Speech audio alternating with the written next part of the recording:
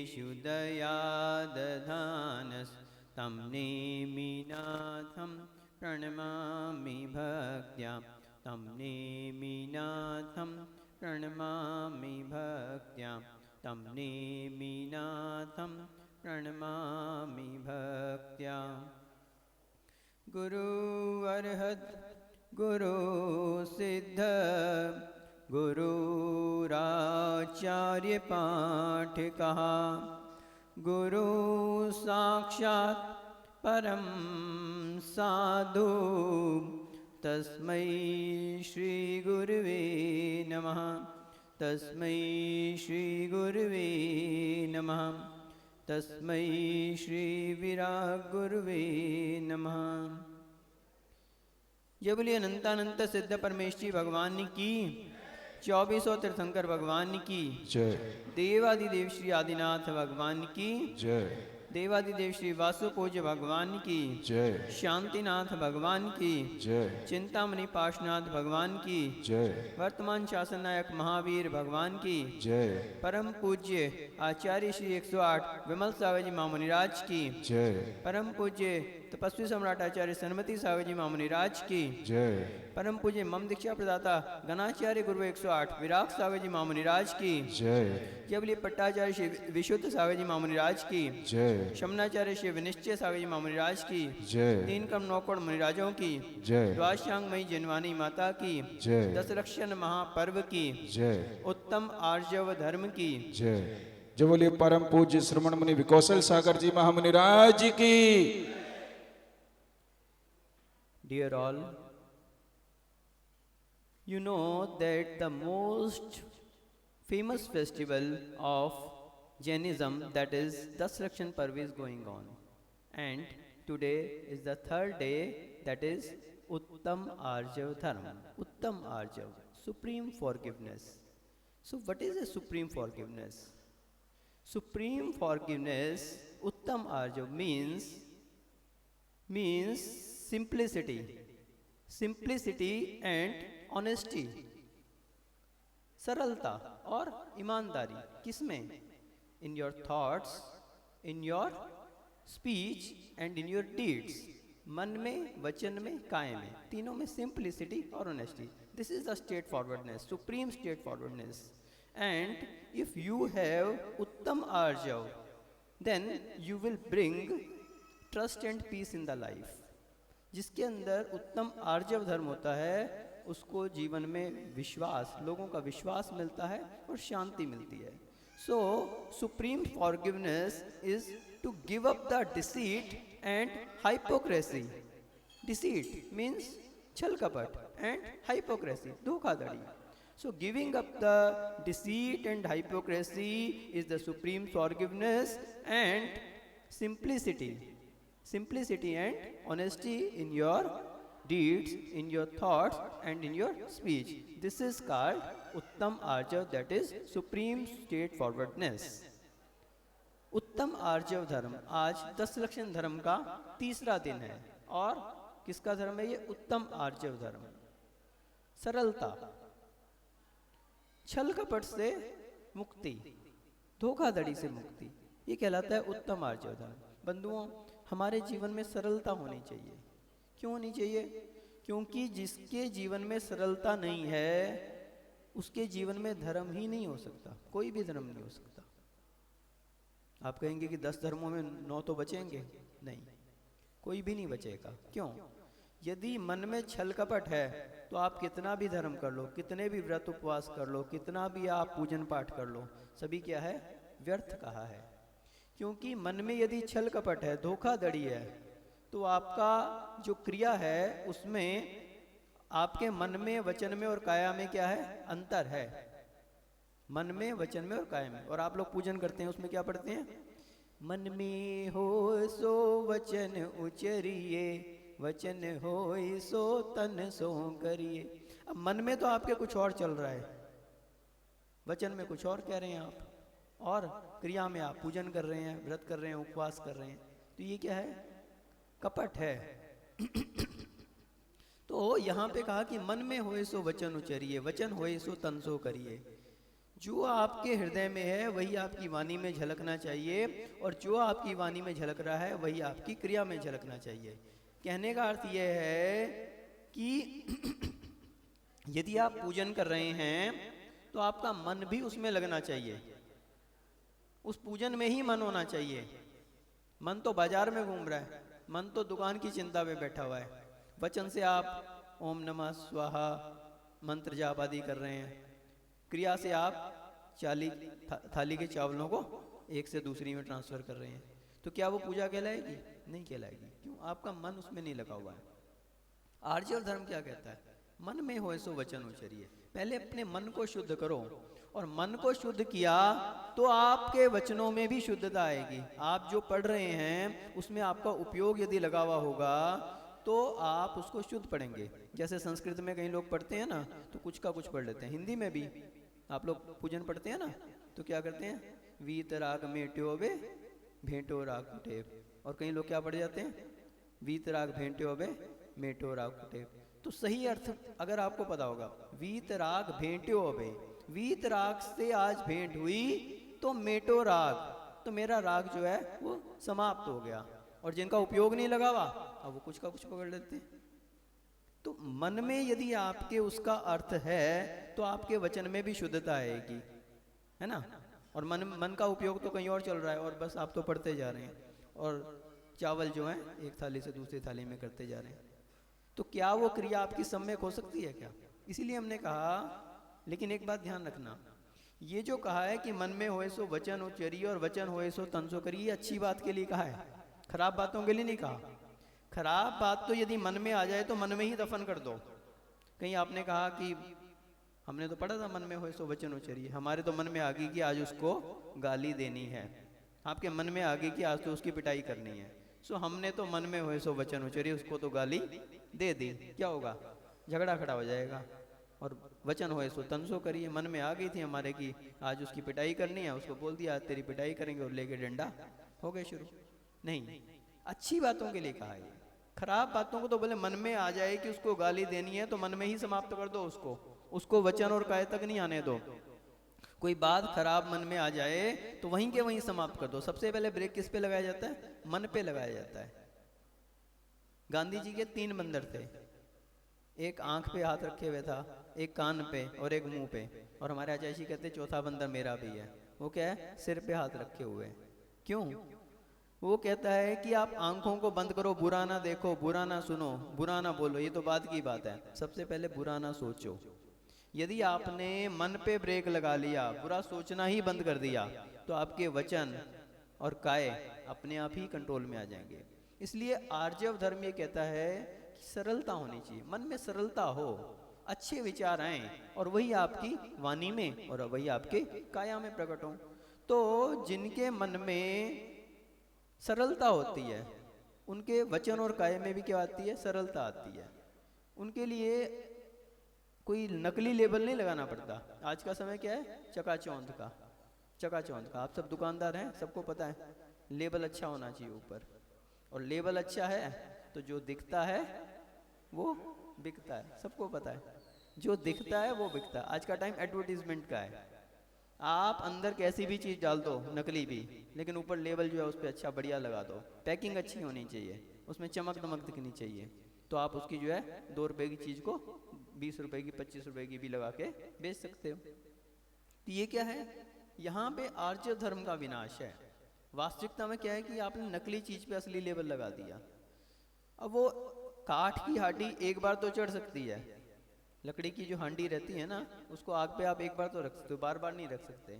आप 1 बार 2 बार तो वो वस्तु को बेच सकते हो, लेकिन व्यक्ति जब उसको यूज़ करेगा 2 बार 3 बार तो वो देखेगा कि ये तो नकली चीज़ है, तो फिर वो आपके पास नहीं आएगा। और जिसका माल असली होता है, प्योर होता है, अब उस पर ग्राहक अपने आप आता है। अब उसको लेबल की ज़रूरत नहीं है। अब उस पर लेबल लगा है या नहीं लगा, वो वैल्यूएबल है। व्यक्ति जब यूज़ करेगा तो उसको निश्चित रूप से उसको जो है उससे प्रभावित होगा। तो इसलिए क्या करना चाहिए? असली चीज़, भले आपको मुनाफा कम हो कोई बात नहीं, लेकिन आपकी उतनी ही भरपाई हो जाएगी। क्यों? आपके ग्राहक उतने आएंगे और परमानेंट आएंगे। सरलता से आचार्य जी बताते हैं कि परमानेंट उपलब्धियां मिलती हैं। यदि आपके अंदर सरलता नहीं है तो आप टेम्परेरी तो अपना प्रभाव डाल सकते हो, लेकिन परमानेंट नहीं डाल सकते। हो सकता है टेम्परेरी कुछ लोग आपसे प्रभावित हो जाएं, लेकिन परमानेंट कब होंगे? जब वास्तविकता में उनको ओरिजिनल चीज मिलेगी, तभी आपका ग्राहक परमानेंट बनेगा। व्यक्ति आपसे कब जुड़ेगा? जब आपके अंदर सरलता देखेगा। यदि आपके अंदर सरलता है, आपकी वाणी में मिठास है और आपकी काया में सम्यकपना है, तो निश्चित रूप से व्यक्ति आपसे परमानेंट अटैच होगा। फिर आप कहीं भी जाएंगे वो दौड़ा चला आएगा। तो सरलता से ये सब उपलब्धियां मिलती हैं। आचार्य श्री की एक पुस्तक है स्वर्ण पुष्प, जिसमें लगभग 50 प्रवचन है, उसमें एक आया है, हमने एक दिन बताया भी था उसके विषय में।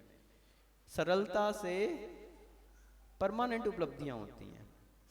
सरलता से टेम्परेरी उपलब्धियां नहीं होती, परमानेंट उपलब्धियां होती हैं। तो सरलता।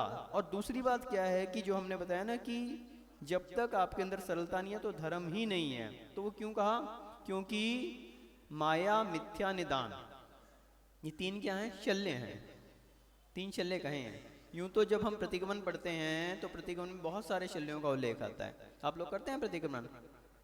श्रावक प्रतिगमन तो करते होंगे? नहीं करते, करना चाहिए। ठीक है, अभी आजकल महाराज करवा रहे हैं, लेकिन श्रावक प्रतिगमन करना चाहिए।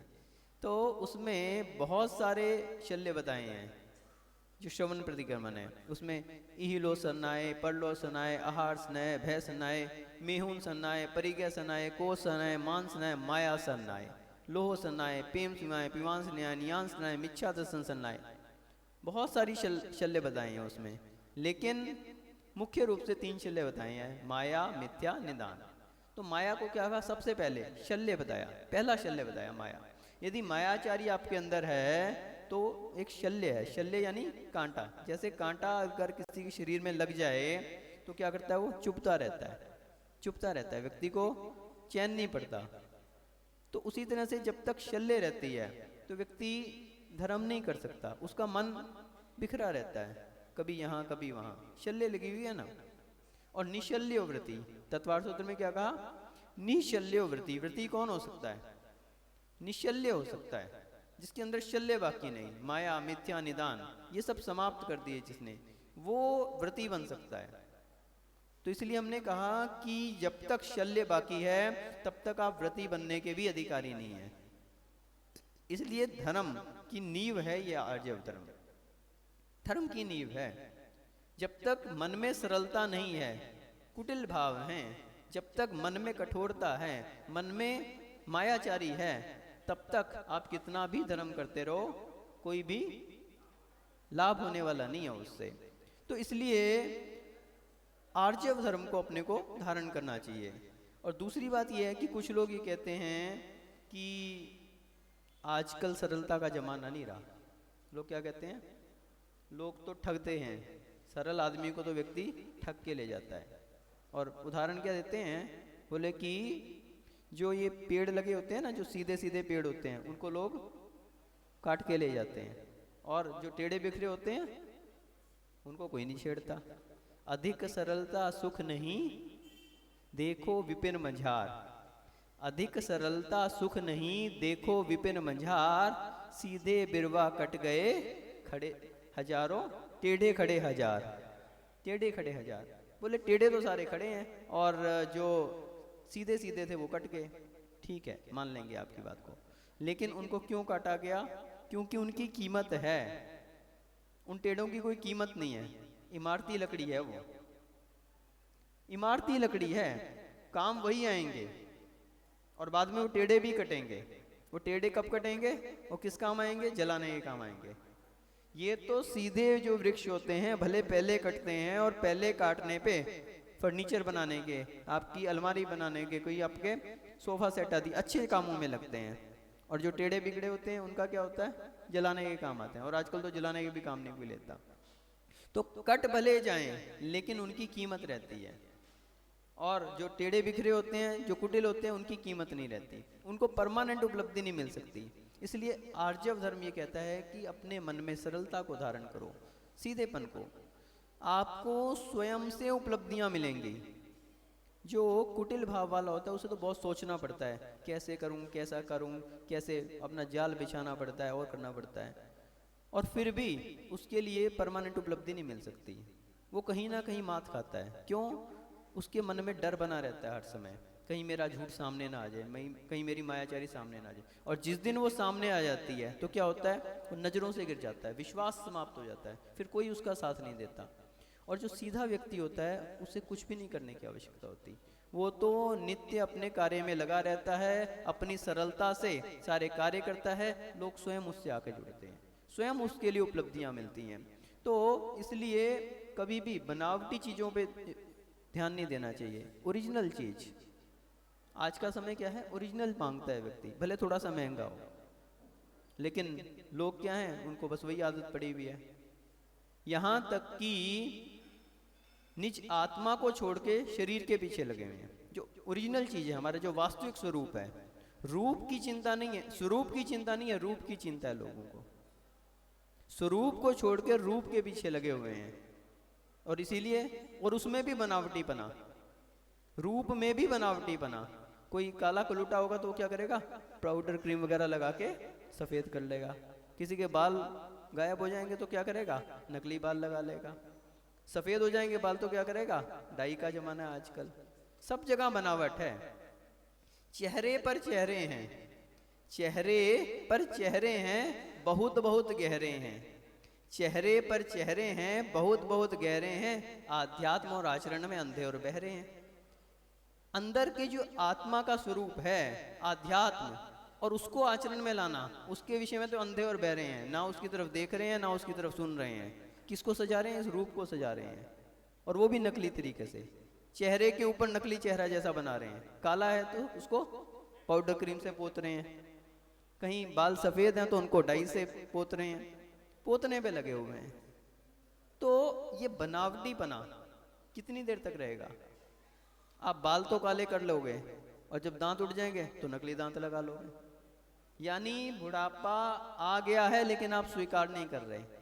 लेकिन मौत को तो नकार नहीं सकते, मौत को तो नकारा नहीं जा सकता, मौत तो अपने समय पे आएगी।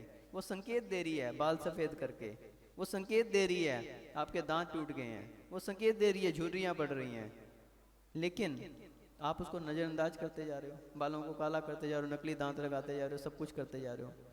तो वास्तविकता में इससे उपलब्धि नहीं मिल सकती। उपलब्धि किससे मिलेगी? जब आप सही फैक्ट को पहचानोगे, वास्तविकता को पहचानोगे कि हाँ ये समय है, संकेत है यमराज का आत्मोद्धार करने का, और धर्म को अपने जीवन में धारण करोगे।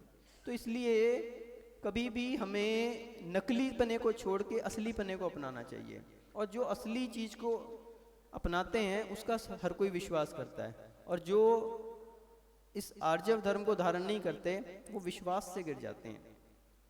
मायाशीला पुरुषो यद्यपि न करोति किंचित अपराधम, मायाशीला पुरुषो यद्यपि न करोति किंचित अपराधम, सर्प इव विश्वासस्यो भवति तथाप्य आत्मदोषता।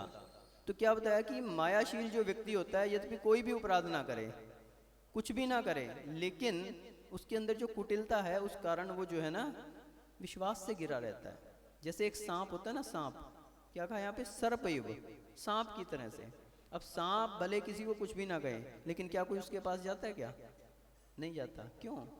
कोई उसका विश्वास नहीं करता, कब डस लेगा ये, कोई उसके पास भी जाना पसंद नहीं करता।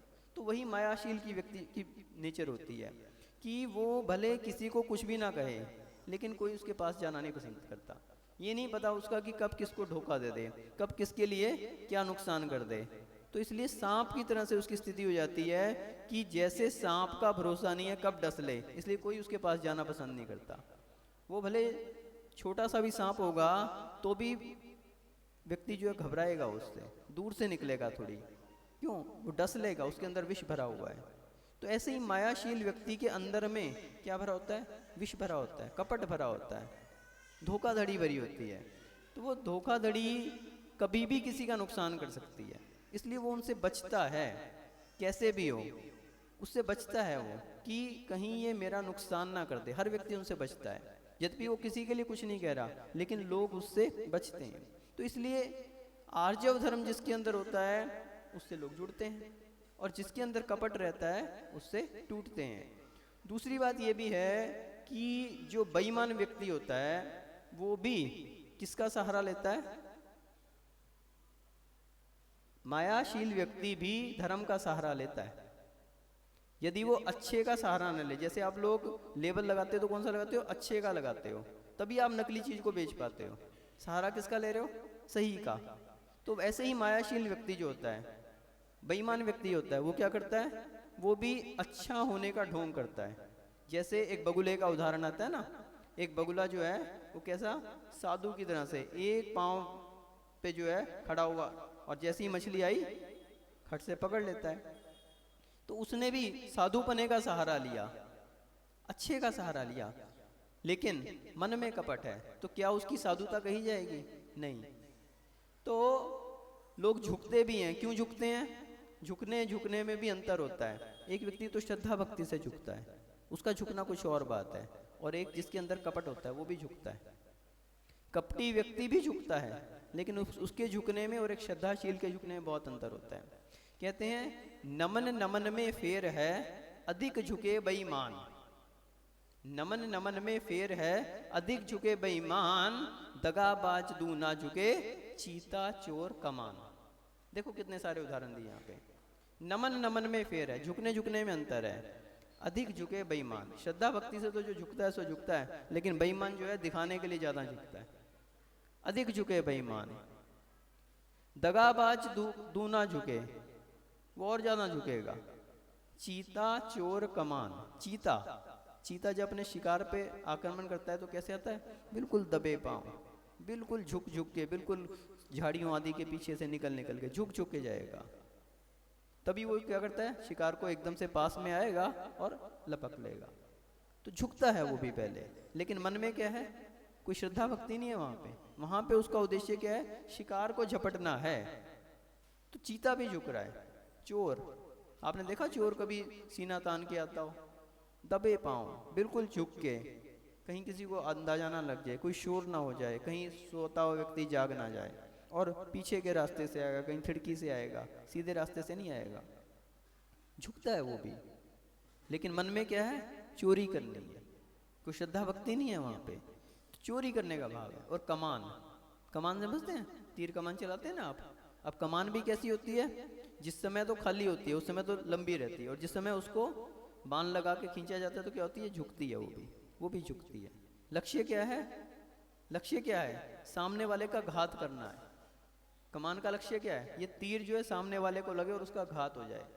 तो नमन भी जो कर रहा है उसके पीछे उसका लक्ष्य समझना चाहिए।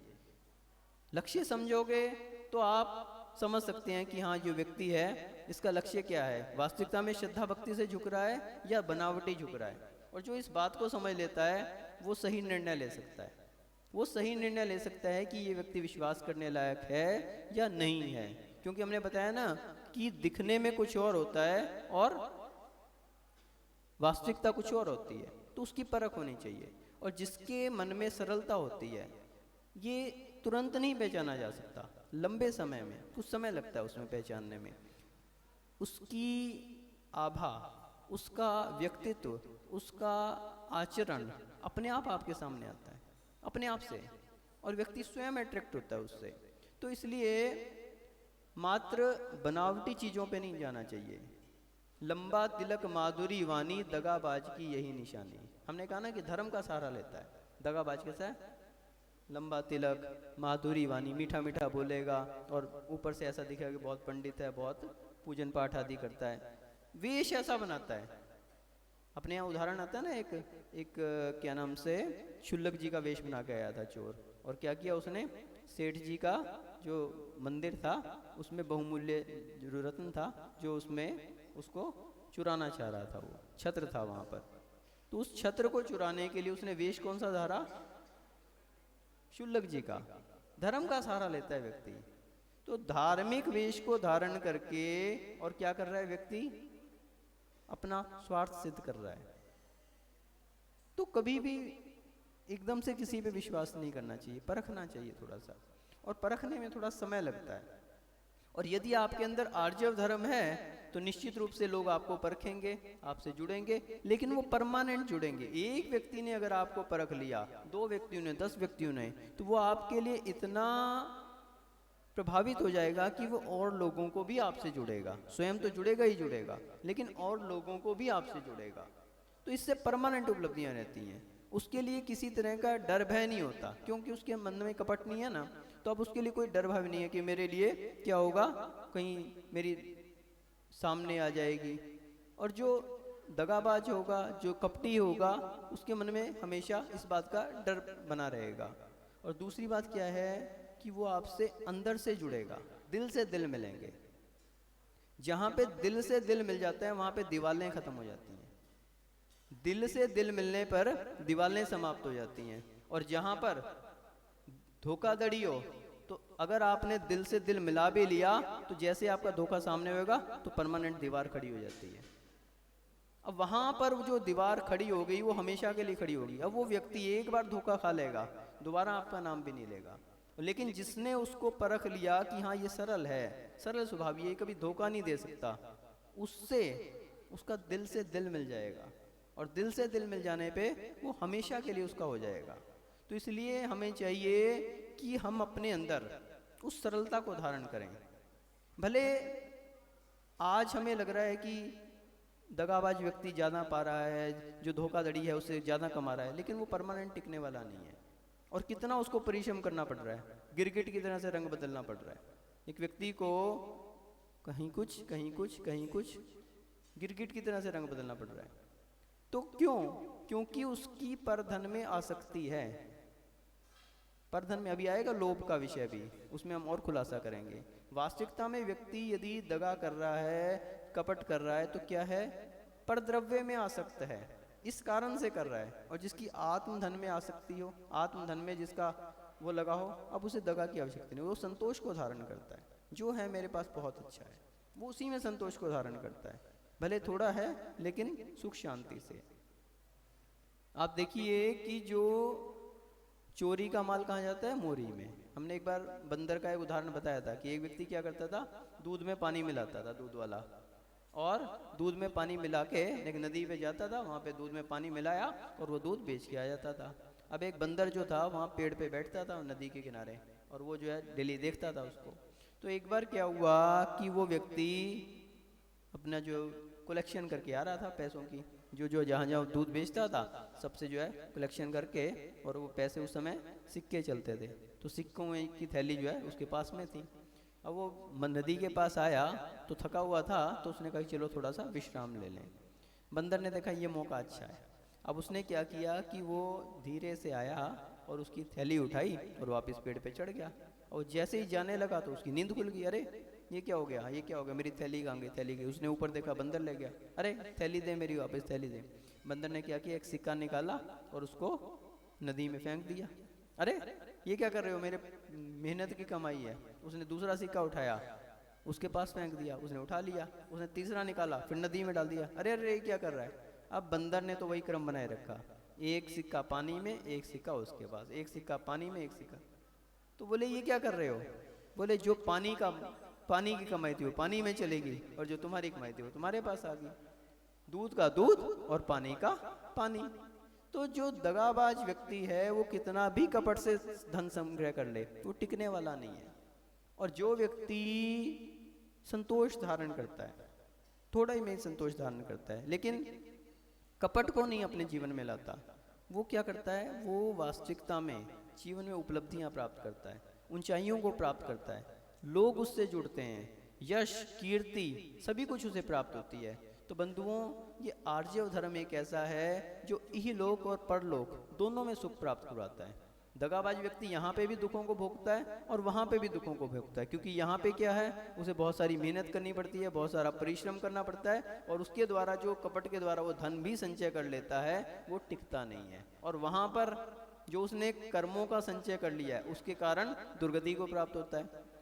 तो इसलिए यहाँ और वहाँ, यही लोक और परलोक में दोनों में दुखों को पाता है। और जो व्यक्ति उत्तम आर्जव धर्म को धारण करता है वो सदा सुखी रहता है, यहाँ भी संतोष को धारण करता है, अपने धर्म आदि में लगा रहता है, लोग भी उससे जुड़ते हैं, यश और कीर्ति को भी पाता है, और परलोक में भी सुगति के सुखों को पाता है। इसलिए समय आपका हो रहा है, इसलिए आज उत्तम आर्जव धर्म के दिन हम सभी मन में बिल्कुल ऐसा विश्वास बना लें कि भले हम कम में संतोष कर लेंगे, थोड़े में काम चला लेंगे, लेकिन किसी को धोखा नहीं देंगे, किसी के साथ छल कपट नहीं करेंगे, किसी के साथ कोई भी ऐसा कार्य नहीं करेंगे कि वो हमसे टूट जाए, दोबारा हमसे बात ना करे। और इस आर्जव धर्म को अपने जीवन में धारण करके अपने जीवन को सुख और शांति में बनाएं। इसी भावना से जब परम पूज्य गणाचार्य श्री 108 विराग सागर जी महामुनि राज की जय।